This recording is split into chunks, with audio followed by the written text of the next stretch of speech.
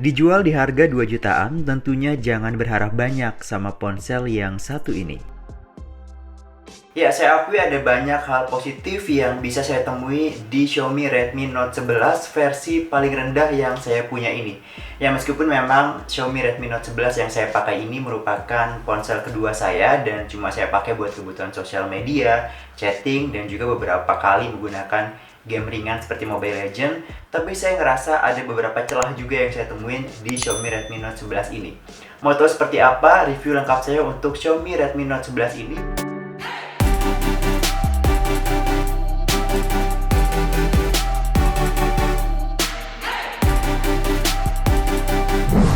Saya mulai bahas dari desain dan build quality. Secara desain, saya personal suka banget sama desainnya meskipun masih punya dagu yang cukup tebal. Tapi dia udah ngikutin tren HP yang terlihat kotak di setiap sisinya, dan dia tetap mikirin kenyamanan penggunaan dengan ngasih sudut yang halus alias tidak terlalu tajam. Buat saya megang Redmi Note 11 ini berlama-lama sangat nyaman, karena secara bobot HP ini juga terasa ringan. Dalam urusan build quality, material yang dia kasih ya cuma plastik atau polikarbonat yang kalau dipegang tanpa case emang terasa banget plastiknya. Tapi buat saya ini cukup solid. Dan saya saranin Anda buat pakaikan dia case aja biar lebih nyaman dipegang. Soal case, sebenarnya sudah tersedia satu piece jelly case transparan. Tapi karena saya kurang suka, jadi saya beli case lain aja yang berbahan doff. Dan gak susah kok cari case untuk ponsel ini di marketplace. Ya, kalau bahas soal layar, di Xiaomi Redmi Note 11 ini adalah hal yang sangat saya suka. Kenapa? Karena untuk ponsel kelas entry level di harga 2 jutaan, dia udah dikasih panel AMOLED dan juga dilengkapi dengan refresh rate 90Hz. Ini sangat enak dan sangat nyaman untuk dipandang. No complain buat layarnya, spek di atas kertas dan experience dalam multimedia juga udah nyaman banget lah. Lanjut ke inti dari Xiaomi Redmi Note 11 ini atau chipsetnya. Dia menggunakan chipset Snapdragon 680 4G dengan pabrikasi 6nm. Dan Redmi Note 11 ini dilengkapi dengan dua pilihan RAM, ada yang 4GB, ada juga yang 6GB dengan kapasitas storage 128GB. Untuk yang saya pakai ini adalah yang varian paling rendah yaitu RAM 4GB. Buat saya pribadi dengan RAM 4GB ini terasa ya cukup-cukup aja kalau cuma buat kebutuhan sosial media dan juga chatting.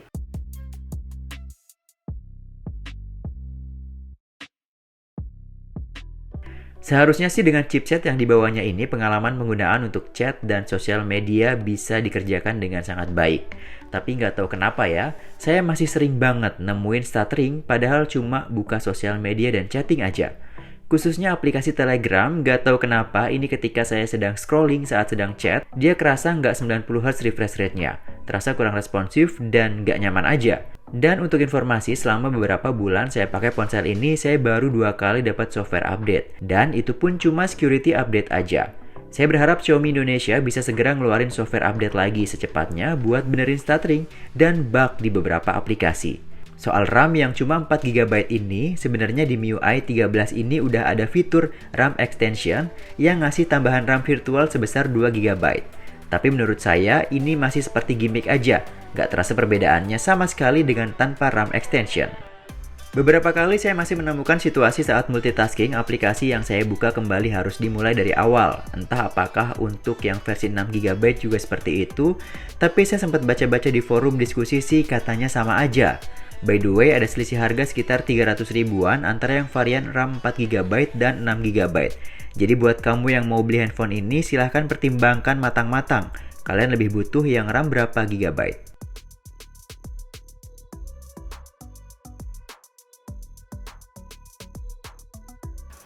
Pengalaman gaming di Xiaomi Redmi Note 11 ini buat saya pribadi agak kurang nyaman ya. Kenapa? Karena mungkin saya udah terbiasa menggunakan ponsel kelas flagship untuk main game.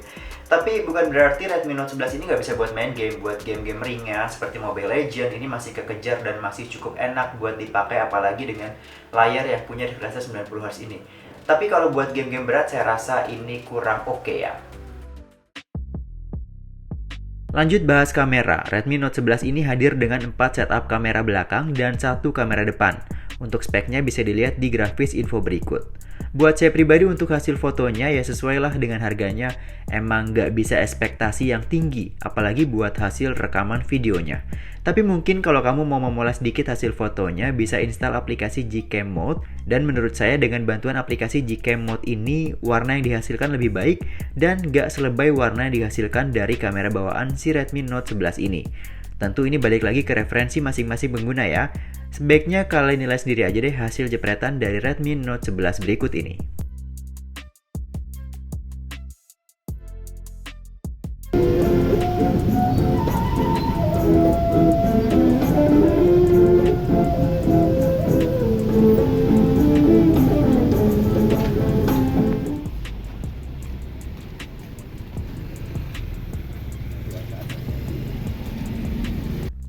Soal kualitas speaker, dia udah stereo speaker dan untuk kualitasnya seperti apa, coba kalian dengerin sendiri aja.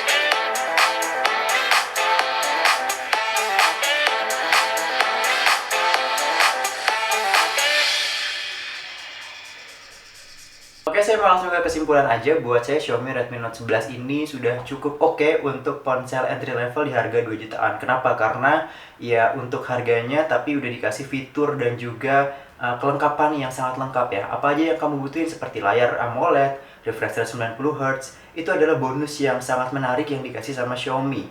Ya meskipun chipsetnya chipset kelas entry level ya, karena memang harganya juga cuma 2 jutaan ya, kamu juga nggak bisa komplain begitu besar. Karena kalau kamu mau chipset yang lebih gahar, ya kamu juga harus spend uang lebih besar lagi untuk beli handphone dengan chipset yang lebih baik.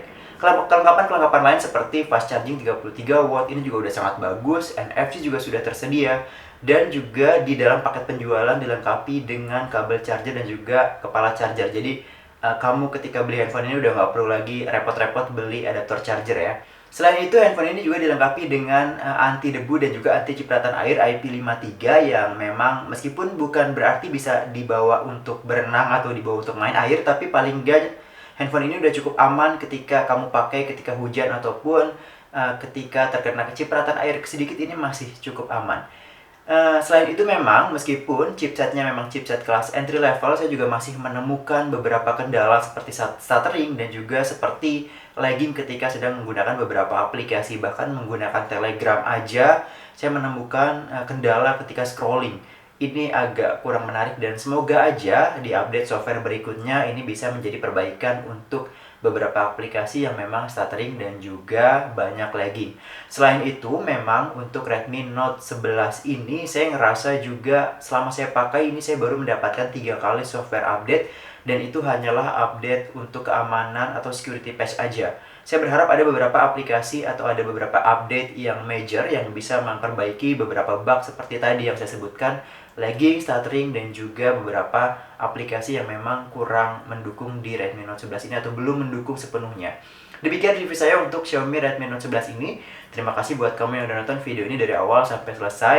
Tidak lupa kita masih pandemi meskipun sudah ada pelonggaran-pelonggaran, tapi kondisi udah mulai meningkat lagi kasus dari COVID-19 ini. Terus terapkan protokol kesehatan dan juga jaga kesehatan Anda. Arifin pamit, jumpa lagi di film menarik lainnya.